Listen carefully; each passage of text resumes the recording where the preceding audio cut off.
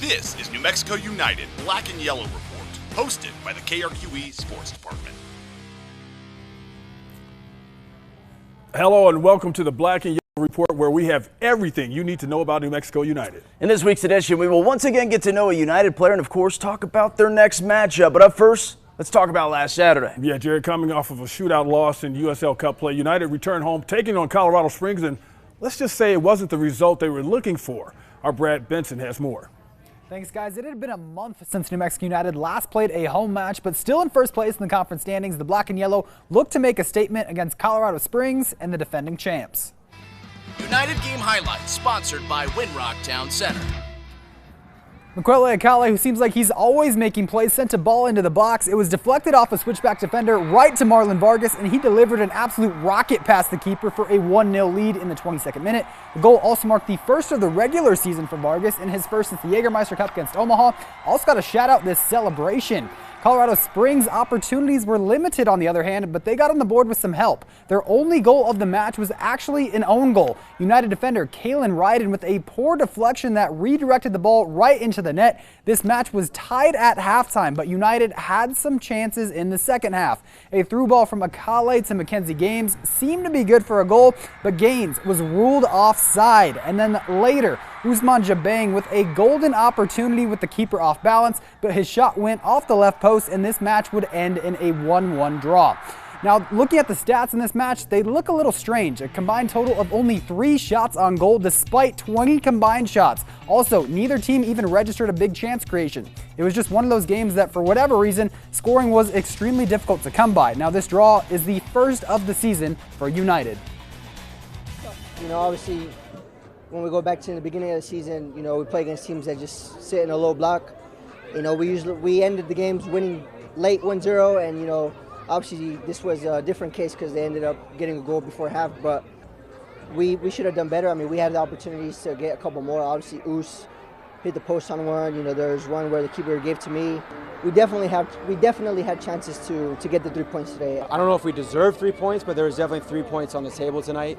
A little bit disappointed with how we let them get into the game in the first half. You know, we're going to have, you know, half glass full all season long, not get too high, not get too low. It's still a point, but at the same time, I think, you know, I know the group and myself have higher standards, and we want 3 points every time we step on the field. So with the draw and the 1 point, New Mexico still in first place in the Western Conference with 22 points, and they still have a game in hand over everyone in the top 5 except for Tulsa. Now, speaking of Tulsa, they are currently in a 3-way tie for second place with San Antonio and El Paso. Meanwhile, Phoenix is in a tie for 5th with Monterey Bay. And as of right now, we are a third of the way through the season. United is now going to play a team on the complete opposite side of the standings, and it's their first cross-country road trip since March. Back to y'all for more on that match.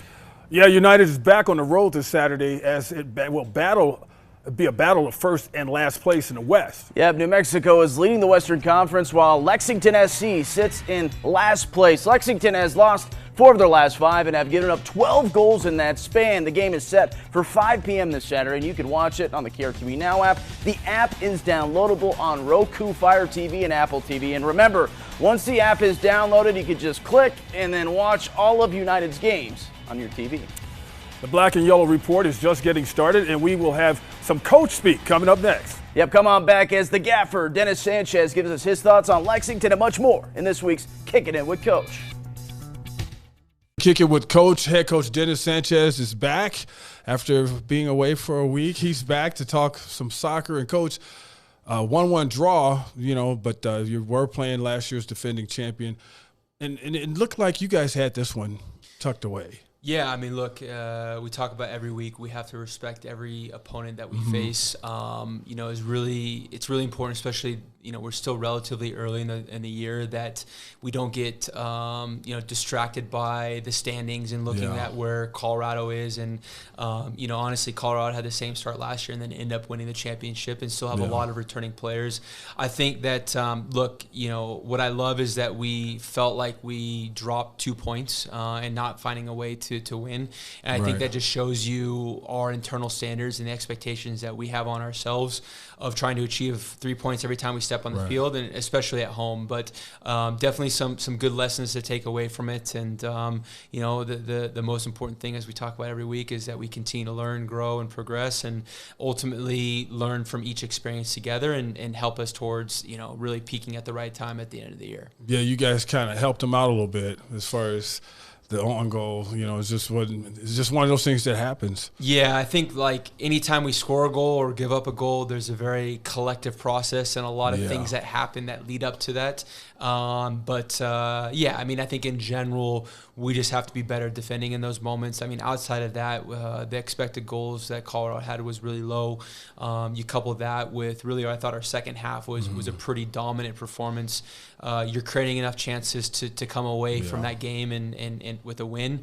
But you just have to hope that, if you continue on that same path, that those goals are going to fall at some point, which, credit to the guys, the previous, 3 games, we had 9 goals.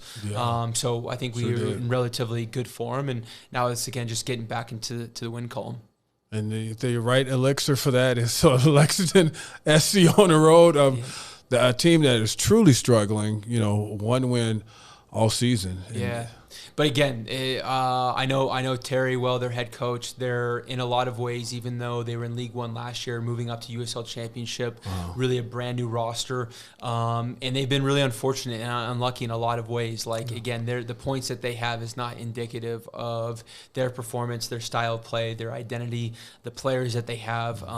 We're expecting a competitive match, as we always do when we step on the field, and again, we're looking at grabbing all 3 points.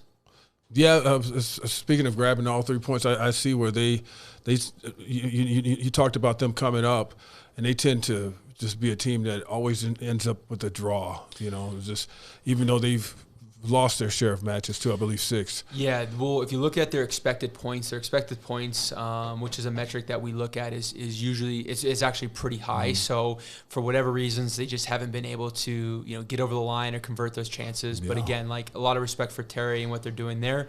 But we're expecting a good competitive match. You guys on the road, it's already the predictions out there, 43% probability of winning. You guys are almost at 50% already. And so how do you keep the guys motivated when they face a struggling team? Mm-hmm. Well, first off, pressure is a privilege. I think that the expectations that we have, again, internally on ourselves of winning the Western Conference again, going further in the playoffs, lifting a trophy for our fans. Those are all things that we talk about all the time. I said it from day one with this group that I've never felt any type of complacency from last year. I think that's credit to the guys that have been here and a part of the club, and understand that last year was the best year in club history, and 2, 3, 4 years ago wasn't that long ago. At the same time, we've really been able to bring in like-minded new individuals that have added to the culture, the competitive spirit. These guys are hungry, and they, when you get into first place in the Western Conference standings, it's about, again, making that ours permanently and looking forward. Yeah, you guys are maintaining that number 1 status, and whereas your opponent this week dead last. And I think this is the first time you guys have played somebody this year, right, that's dead last. I think so, but again, this is the beauty of sports. Anything can happen. You also, have a team that's fighting for their coach, and I know he's a little bit under pressure. So, look, it's you couple that traveling, across the country. There's a lot of different variables, and again, we just have to take care of business.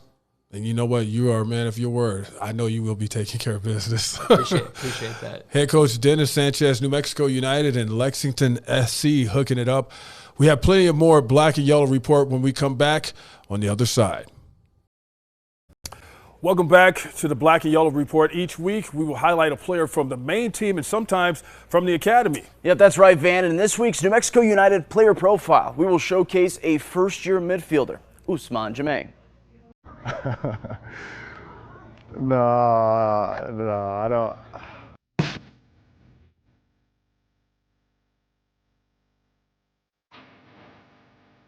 Hey guys, Ousmane Jameh here, midfielder for New Mexico, and it's my first season with the club. I feel like it treats itself and runs like a top, professional team, and really good environment to grow as a player, and the fans obviously, it's no secret that this is the biggest and most passionate fan base in the league. So, you come and see us on the pitch and you see the type of football that we play, and I think it's a no-brainer. I've probably been playing in my living room since I was like maybe 3 or 4, maybe, but my first team maybe when I was 6. And yeah, I used to watch a lot of footy with my dad, so I think I knew from pretty early that this was one of the things I wanted to do, in my professional life. So yeah. Well, I have a couple. I think my number one of all time is Cristiano Ronaldo. We're United fans, so 2006 to 2009, that was my guy. And then I think for me personally, Zidane and Pogba are just two players that I could watch, all day. Ronaldinho, Neymar now is my favorite, so it's a whole bunch, but I'd say those are probably like my top 4 or 5. Cheat day meal, I don't know about meal, but I have a cheat day dessert, just lettuce. Yeah.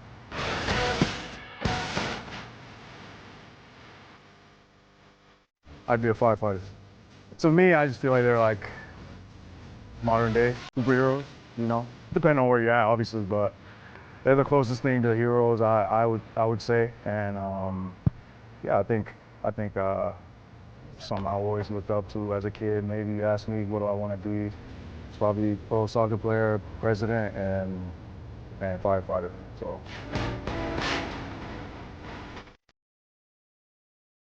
keep showing up, and hopefully by the end of the year we'll bring you a trophy to celebrate.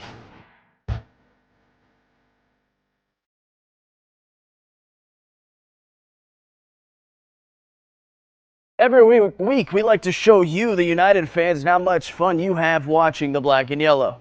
And today we are highlighting Joyce Vargas, who sent us this picture, and of her family. They went to their first United game this season, and what made the day even better is New Mexico won. We would like to see your pictures showing off your United spirit. To send us a photo, go to krqe.com and click on sports to send us your picture of video today. There's still plenty to come on the Black and Yellow Report. When we come back, we will have the play of the week. And for the casual soccer fans, we have a little lesson for you. Soccer 101 is next. Welcome back. It's now time to get to a segment that we call Soccer 101. Each week, we will help teach the rules of the game to you at home. And as always, our Brad Benson has everything you need to know with Dennis Sanchez. Soccer 101 to help teach you the rules of the game at home. Today, joined by head coach Dennis Sanchez. And coach, today I want to talk about the actual field that you guys play on. They're called a pitch. Every pitch is different. It's unique in its own right. They have different dimensions, different surfaces. Is it grass? Is it turf? So as a coach, when you're preparing to, go on a road trip, how much are you kind of telling the guys about, hey, this is what we're going to be facing this week? Yeah, it's a great question. It's, I would say, maybe the only sport that you can actually have different surfaces, different dimensions. I don't know if NFL, you can switch the dimensions of the fields, but there's basically regulations that you can work through, a minimum length and width, and also a maximum length and width. So it definitely goes into consideration. Playing in USL is a difficult thing from a travel standpoint, but also, like you mentioned, playing on different surfaces, being in different altitudes and elevations. I think one of the things that we look at is specifically when we go to artificial turf, I would say in general, it's typically faster. So how do you prepare for that? Luckily, we have a set of turf fields that are behind our training facility that we have access to. So we always try to kind of drip feed those things to the players, and ultimately more just like, again, they've played on turf before in their lives, but to remind them of, how the ball bounces. Sometimes it'll be, again, faster, or it'll skip or run out of play. So it does definitely change how you go about the game. I mean, is there a noticeable difference that you can see when, you mentioned it's faster when you're playing on turf? Does the the pace of the game feel faster, or is it just the straight up the ball is just moving across the field faster? Yeah, it's a little bit of everything. And then even looking at turf, some places will water the turf before and some places won't. And that can increase or decrease the speed. But for sure, sometimes, again, it's more of when you're playing a through pass or a final pass, sometimes where, the grass, it sticks a little bit more. The turf will just see it continue to go on. Sometimes when the ball is bouncing, it will take more bounces to kind of, come back down to a normal level. So, yeah, there's a little things that players have to quickly become adjusted to. I mean, at this level, they've, like you said, they've seen everything. They've pretty much played on every type of surface. So on a week-to-week basis, is it really that much of a challenge for them to kind of adapt to what they're going to be playing on?